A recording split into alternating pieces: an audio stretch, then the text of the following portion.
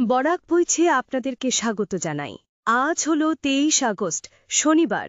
আজকের সকালে বিশেষ খবরগুলি হল শ্রীভূমিত করিমগঞ্জে ই-রিকশা বন্ধ করার আগে বেকার সমস্যা সমাধানের দাবি শ্রীভূমি জেলা কংগ্রেসের।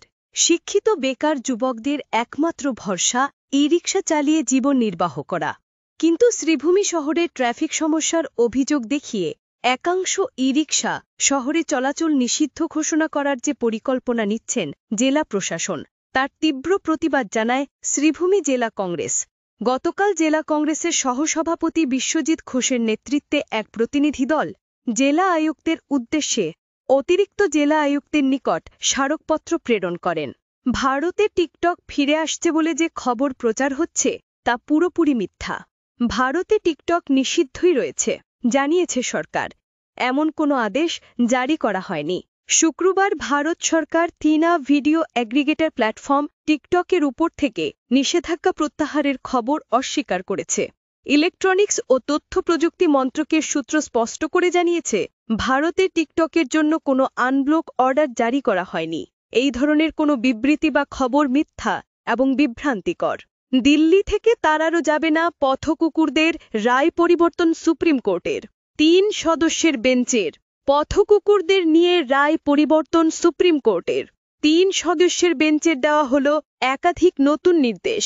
2 বিচারপতির বেঞ্চের আগের রায় স্থগিত রেখে বলা হল, সব পথকুকুরকে রাস্তা থেকে সরিয়ে পাকাপাকিভাবে আশ্রয়কেন্দ্রে পাঠানো হবে না।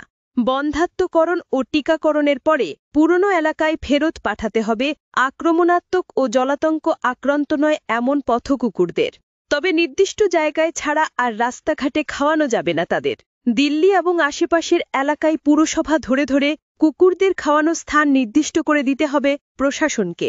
এর পরেও যারা রাস্তায় খাবার দেবেন তাদের বিরুদ্ধে আইনি পদক্ষেপ করা হতে পারে। বরাক নদীতে আরও একটি সেতু তলেনগ্রাম এলাকা পরিদর্শনে বিশ্বব্যাংকের প্রতিনিধিরা। মন্ত্রী কৌশিক রায়ের চেষ্টায় বরাক নদীর উপর আরেকটি সেতু নির্মাণের প্রাথমিক প্রক্রিয়া শুরু হয়েছে। শুক্রবার সকাল 9টায় সিংয়েরবন ললেন সেতু নির্মাণের জন্য বিশ্বব্যাংকের এক প্রতিনিধি দল এলাকা পরিদর্শনে আসেন। তারা তলেনগ্রাম ফেরিঘাট সংলগ্ন স্থান পরিদর্শন করেন। আজকের বরাক উপত্যকা 3 জেলার আবহাওয়ার খবর। আজও বরাক উপত্যকা 3 জেলার আকাশ ফর্সার পাশাপাশি গরম থাকার পূর্বাভাস। শিলচর কাছাড়ে আজ সর্বোচ্চ তাপমাত্রা থাকবে 35 ডিগ্রি সেলসিয়াস এবং সর্বনিম্ন তাপমাত্রা থাকবে 26 ডিগ্রি সেলসিয়াস। শ্রীভূমি জেলায় আজ সর্বোচ্চ তাপমাত্রা থাকবে 35 ডিগ্রি সেলসিয়াস এবং সর্বনিম্ন তাপমাত্রা থাকবে 25 ডিগ্রি সেলসিয়াস।